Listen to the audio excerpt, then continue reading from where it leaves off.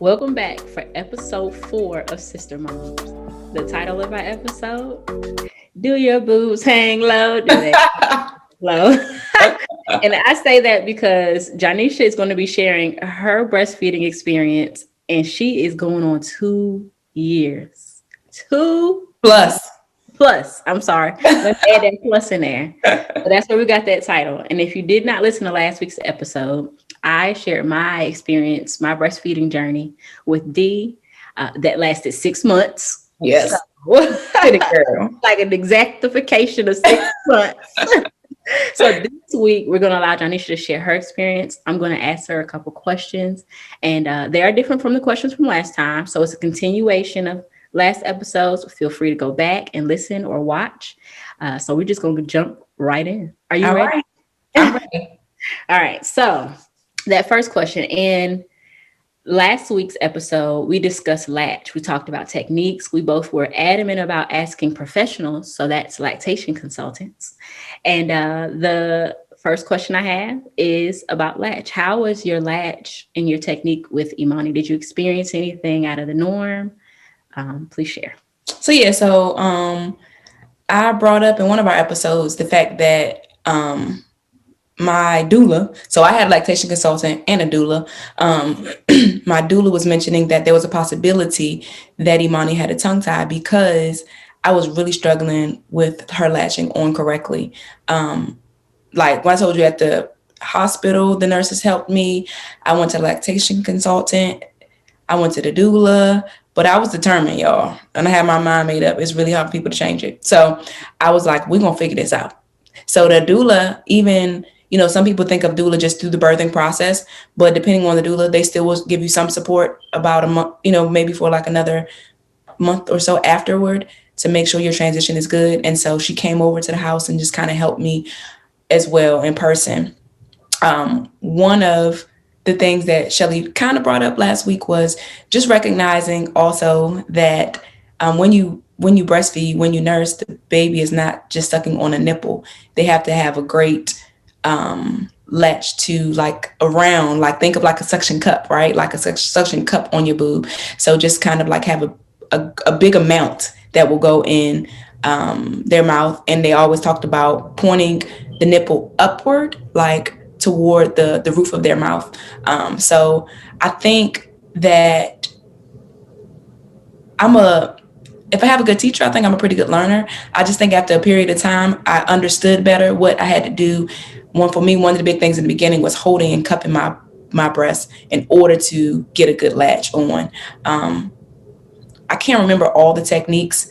I do know, of course, we said the football hole was amazing until they got too big. But I think once they got big enough, we knew how to do it, so we didn't have to worry about it. But one thing, Shelly, I forgot. Remember they had a favorite side? Yes. Yes, they both had a favorite side. Like one side, they would do well, no pain, no nothing. Then the other side would be like, what you doing? They fumbling themselves. It's like, right, like this ain't right. that's funny. I forgot about that. I do remember one technique you discussed in a prior episode when we were doing the old episodes on Facebook, was to put your nipple at their nose and let them come up to it, because it forces them to open their mouth wide. And so that was such a good idea. And of course, the cupping and putting it at their nose was like everything. Just don't squirt it up their nose. I did that.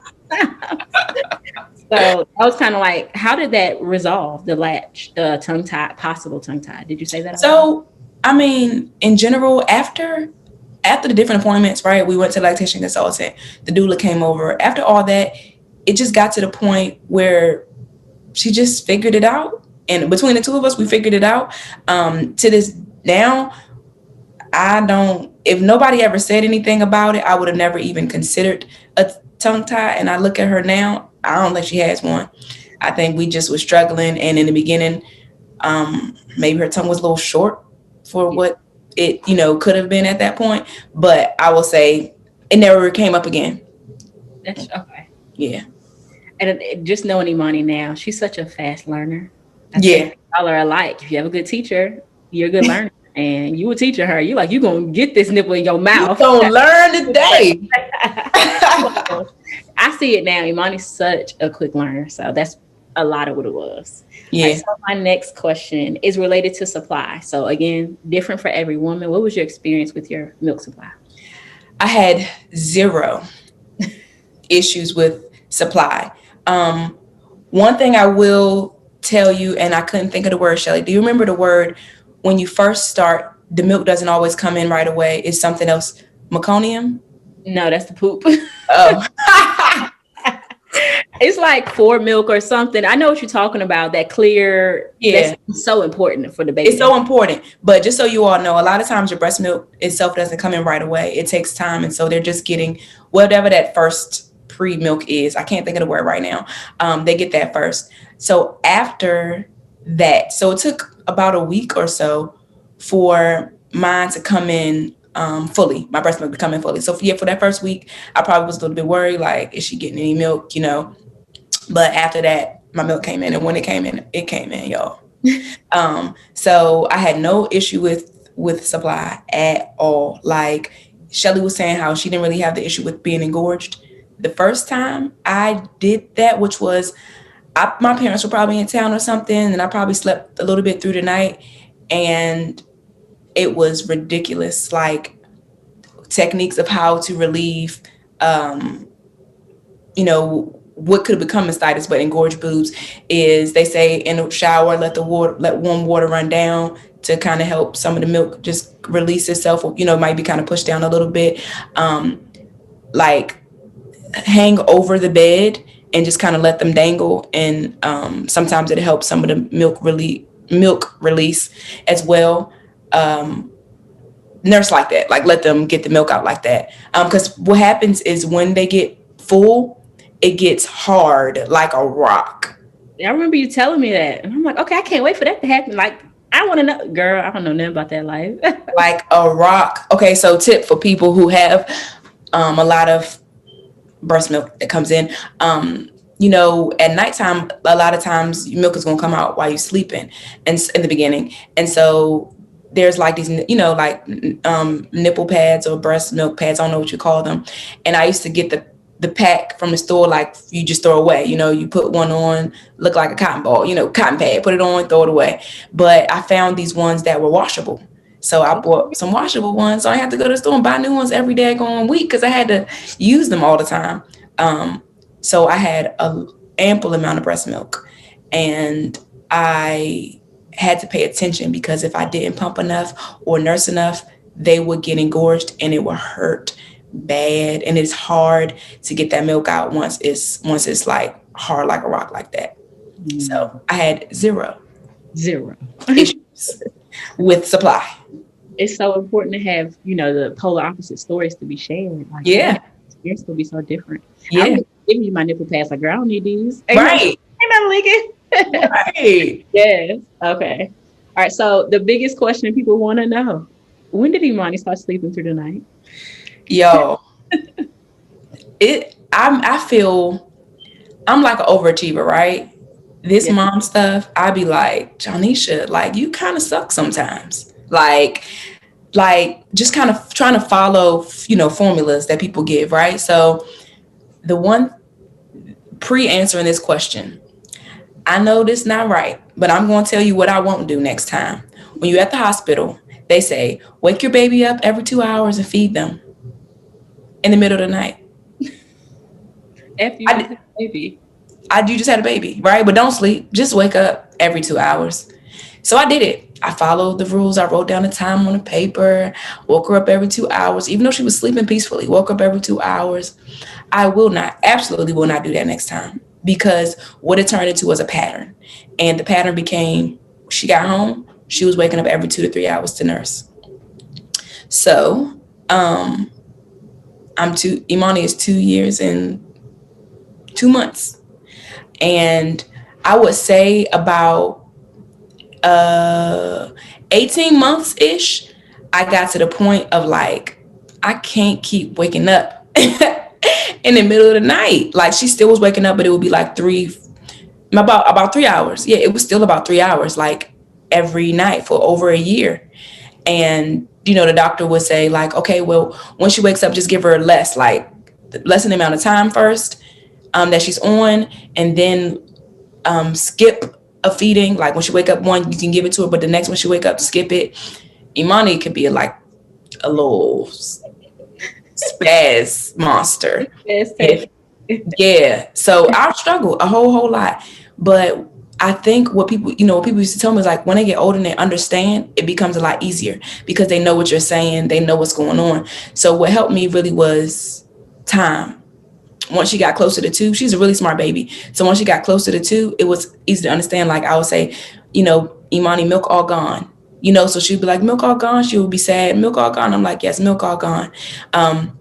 So when I got to weaning her off some, then I was able to get to the point. My first wean was night weans. We're not waking up in the middle of the night to nurse, and I did get to that point. So we are at a point where she doesn't wake up to nurse, but her body is still kind of conditioned that she wakes up usually at least once, a little bit, but it'll go right back to sleep. But that conditioning, even just from that week, 3 days in the hospital, and then doing it at home because that's what I'm supposed to do, it really messed me up. Yeah. I remember trying to do this every 2 hours because they told me to. Again, I'm not disciplined like you, so I didn't even hear that alarm. Yeah, Shelly will straight sleep through alarm. I'm in the other room on the other side of the house. I'm like, both of them don't hear that alarm. I don't understand. But yeah, I know I didn't ask this question earlier, but we've stated you're 2 years and 2 months into breastfeeding. Was that your plan? Like, how long did you intend or plan to breastfeed? So I started off with a year. In the very beginning, I said I want to do it at least till she's 1 because that way I can avoid formula altogether.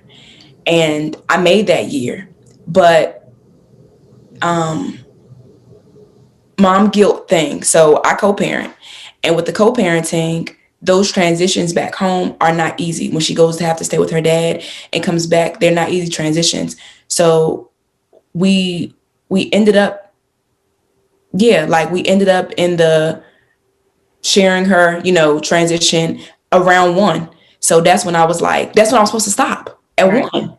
But then she coming home from, being with her dad, and she's super clingy, wanting milk. And I know that that's a great reattachment thing. I know that's like a safety, blanket for her. So guilt is what made me keep doing the past 1 because of co-parenting and her having to spend the night with her dad. I don't think I knew that.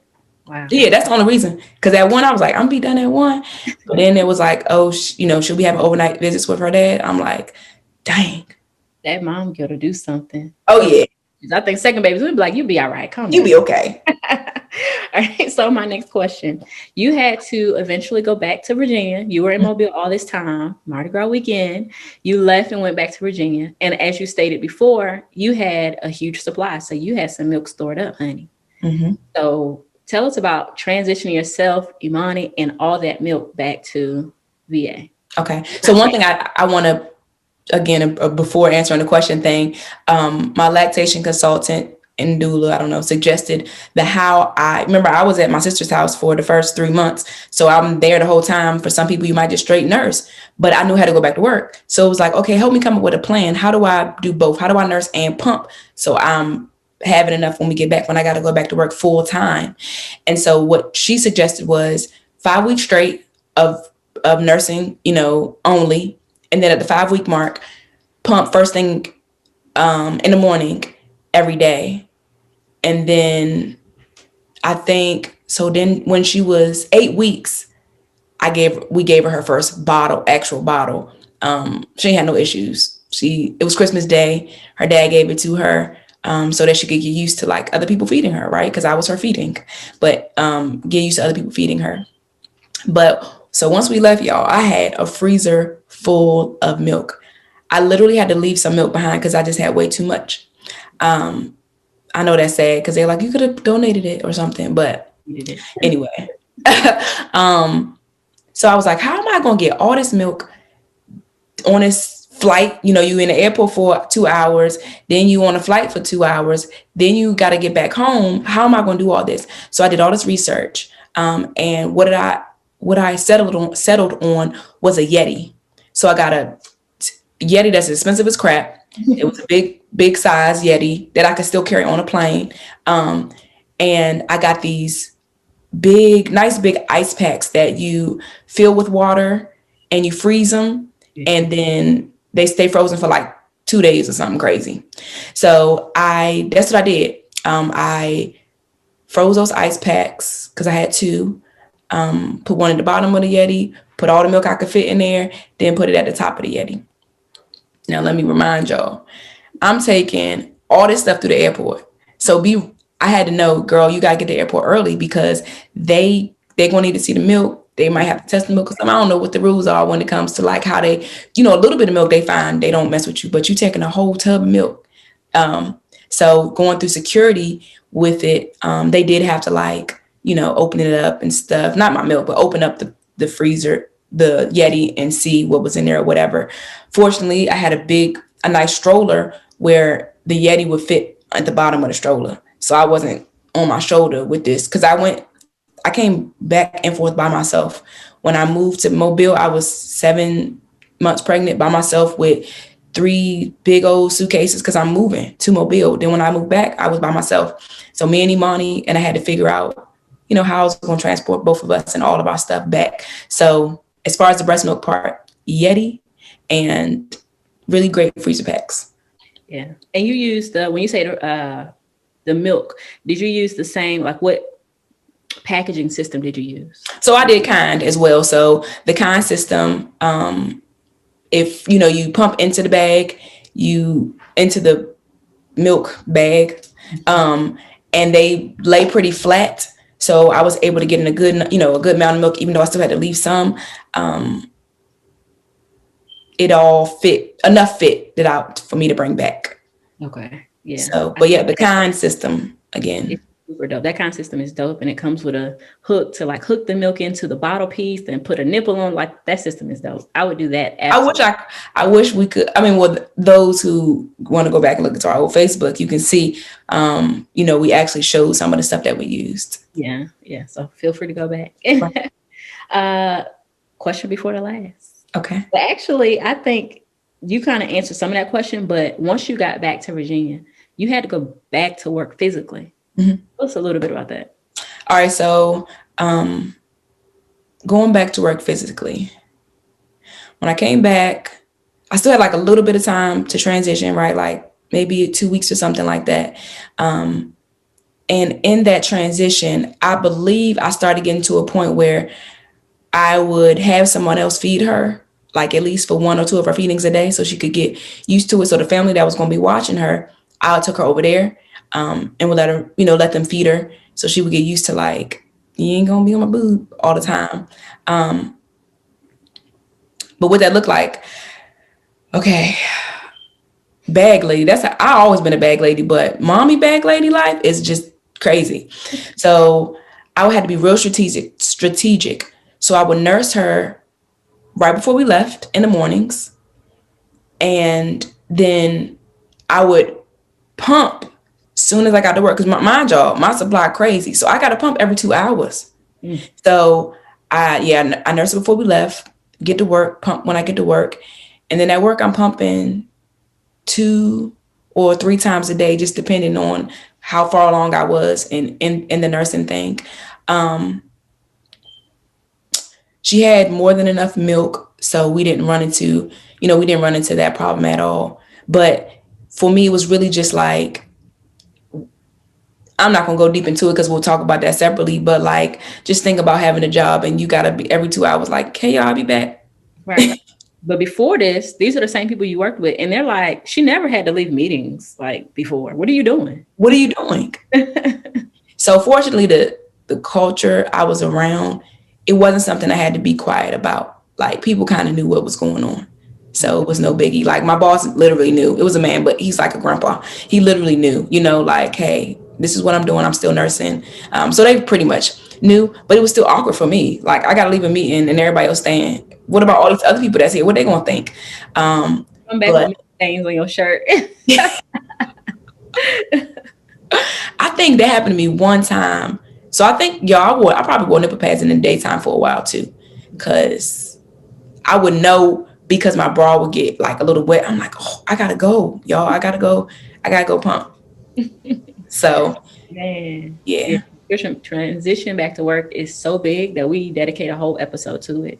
So continue to stay tuned because we're going to talk about that some more. And Yes, my absolute last question today: will you do this again? If you had another baby, or when? I'm going to say when because you want another one. Are you going to breastfeed again? absolutely.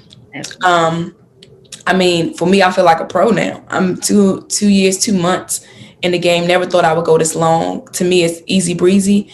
The downsides is really just the inconvenience, right? I come back in town, making new friends. Oh, Johnesha, you want to go to this concert with me? Okay, I'll go to the concert. But just so you know, I'm gonna be pumping on the way to the concert. And then, when they do an intermission, then I'm gonna go pump in the bathroom. And then when we leave, you need to drive because I gotta pump on the way home too. Like in the beginning when my supply was crazy, like those were the inconveniences of it. I think I probably would want to stay home from work longer next time. Like I would probably want to do at least 6 months and not just 3. Yeah. On that Because by top, 6 months, you kind of get a handle, when your supply kind of like not as crazy. So yeah. a lot of being a new parent is learning to advocate for yourself. Again, another topic we're going to be discussing in a whole episode. But yeah, learn to advocate for yourself in all spaces because you're not just a mom when you're at home. You're a mom still at work. Yeah. You're a mom in every space that you're in. And Yeah. it made me think of us going to the movie theater that time. We went to Girl. our favorite little quick spot. We went to Chick-fil-A, got us some Chick-fil-A, went to park at the movies, eating our Chick-fil-A while pumping so that we can go enjoy this movie without concerned about you engorging or me not having milk. Like legit your mom everywhere you go. And you have to be very strategic. And with all that strategy in place, we still be willing to do it again. So that Yep. says a lot. That says a It lot. does. It does. And my little tip, I guess, for me is, I'm 2 years and 2 months in. People joke with me like, oh my gosh. In our community, even though I know we can go back to history, it's not new to be breastfeeding. But for whatever reason, I think it's the whole, women having to work at some point, whatever the transition was, the African American community got to the point where they don't breastfeed like that. And so this is a newer thing where we're really a lot more health conscious and we're a lot more aware and making different type of decisions. So now it's more becoming more prominent in our community. But if I told like my grandma generation that I'm still nursing at 2 years and 2 months, they'd be like, what's wrong with you? Not only them, just like in general, any people like almost that's older than me or even my age, they're like, that's crazy. Like, They're like, we don't do that. we Black don't people do that. don't do that. That's somewhere Yeah. else. Right. Yeah. So somebody joked with me like, we people don't do that. I'm like, well, and just having again community. My best friend, she's had 3, first 2 around. She wasn't able to do much, but the third one, she nursed till she was 2, a little bit older than 2. She got a lot of backlash from especially older women about it, just judgmental, like, So you gotta like at this point, I don't go around and say, oh, I breastfeed my baby. It's my business. But I have to be confident in my decision. I know why I'm doing what I'm doing. I have a baby that I cope that, has to go between 2 homes. So when she's home with me, that's what makes her comfortable to help the transitions easier. So just to kind of tell y'all where I am today with it, I am to the point where we don't nurse daytime at all. So it's only right before bed and and an evening feed and then a morning feed before she goes to, school or whatever, or wherever she's going. The transition down to that was a little bit hard, and you just kind of gotta be strong sometimes. Like most people I know cold turkey, and that's the best way because it's like it'll take them like a week and then it's it. Then they done think about it. But because I'm still the little bit once they want more, right? So just kind of like some of the things I had to do were like, I used to nurse her when I picked her up from school. So now it's like, what am I going, what I'm going to do differently so she ain't not thinking about wanting to do it when I pick her up. So the first time I was like, I give you some fruit snacks when you get home. Okay. So now that's her snack when she get home. Instead of her getting milk before she leaves school, she gets fruit snacks when she gets home. So just kind of filling it in with either a different activity. Like if she was a little more less stubborn, I might was like, I could take her a walk around the block before we come back home, you know, do something. Ready to run that block. Imani. Girl. But I know that won't work for her. So kind of figuring out what you can do to cancel out some of the feedings. So I told y'all the overnight thing was eventually she could understand. Then the picking her up from school was, again, she could understand. We're going to do something different. And no, she don't ask in the daytime no more. Like the only time, again, is when I pick her up. Y'all, win for me this past weekend, or whatever. The last time I picked her up, I got her. She ain't asked for milk. She just was like, I think I had her iPad or something because on a ride home, she watched her iPad. And so she just went on to the next thing, like, iPad? Okay, you go climb in the back. Here's your iPad. Oh So my we're goodness. making major progress. That's huge. Major. Okay. Yep. Man. I think you were, you talked about how you're weaning and you're to 2 times a day. And I talked about how mine was legitimately cold turkey, more for health reasons. And everybody's is different, but either way, the baby's going to get weaned off. Don't stress about it. Don't It's gonna stress. happen. I mean, of course, follow through with whatever plan you got, but it's going to happen. Yeah. Everything in parenting, it's going to happen. Don't Yeah. let people shame you or whatever. Do what is best for you and your child. And know that your story might not be the same. Like everybody, everybody told me, like, oh, about I went to about 18 months and they just got lost interest. Okay, let me see if mine's just gonna lose interest 18 months. No, because her story is different. She goes between two homes, whereas they're probably at home with both of their parents all the time. So it was easy, like they didn't need that reattachment thing. So just listen to stories, relate, but know that yours will probably not fit hardly anybody else's. Right. You got to do what's best for you. Yeah.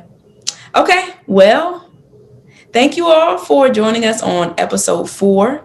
As I share my breastfeeding story, we ask if you didn't hear Shelly's, please go back and listen.